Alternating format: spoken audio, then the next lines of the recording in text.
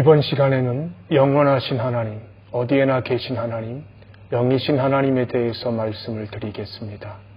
하나님은 그 존재에 있어 시작도 끝도 없으십니다. 시편 기자는 산이 생기기 전 땅과 세계도 주께서 창조하시기 전 곧 영원부터 영원까지 주는 하나님이시라고 선포합니다.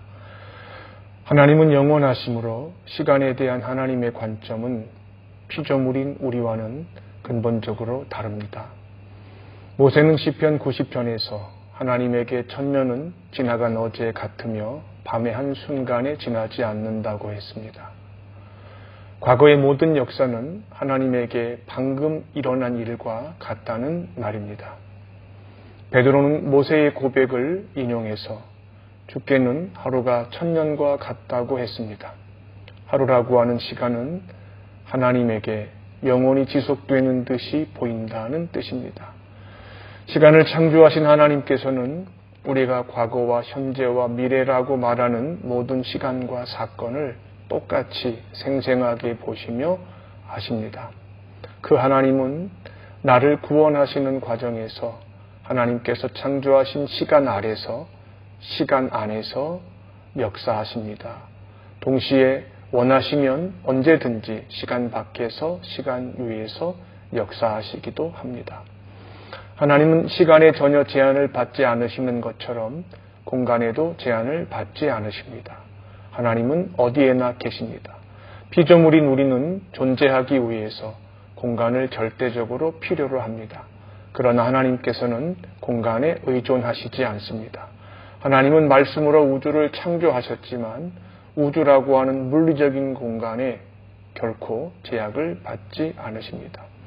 다윗의 고백에 의하면 내가 음부의 자리를 펼지라도 거기 계시며 새벽 날개를 치며 바다 끝에 가서 거하여도 거기서도 주의 손이 나를 인도하신다고 합니다. 하나님은 어느 곳에나 계시며 다양한 방식으로 나타나시며 행동하십니다. 예를 들어 회개하지 않는 죄인에게 영원한 형벌을 내리심으로써 주님의 공의를 시행하기 위해 지옥에 나타나시기도 합니다. 우주와 만물이 처음 창조된 이래로 지금까지 질서를 유지하고 자기 자리를 지키고 있는 것은 하나님께서 모든 곳에 충만하시다는 증거입니다. 하나님은 영이십니다. 하나님의 존재는 어떤 물질로 구성된 것이 아닙니다. 나의 신체의 감각으로는 영이신 하나님을 절대 인식할 수 없습니다. 하나님의 존재를 창조된 우주 안에 있는 어떤 실체로 이해하고자 한다면 철저히 잘못된 생각입니다. 하나님은 다른 어떤 존재보다 무한히 탁월하신 분이십니다. 영이신 하나님은 보이지 않습니다. 하나님의 전체적인 본질이나 영적 존재 전부를 볼 수 있는 사람은 아무도 없습니다. 하나님은 오직 예수 그리스도를 통해서만 하나님의 모습의 일부를 하나님의 자녀에게 보여주시기로 하셨습니다.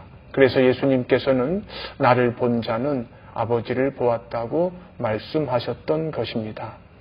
다음 시간에는 모든 것을 아시는 하나님, 지혜로우신 하나님, 신실하신 하나님에 대해서 말씀을 드리겠습니다.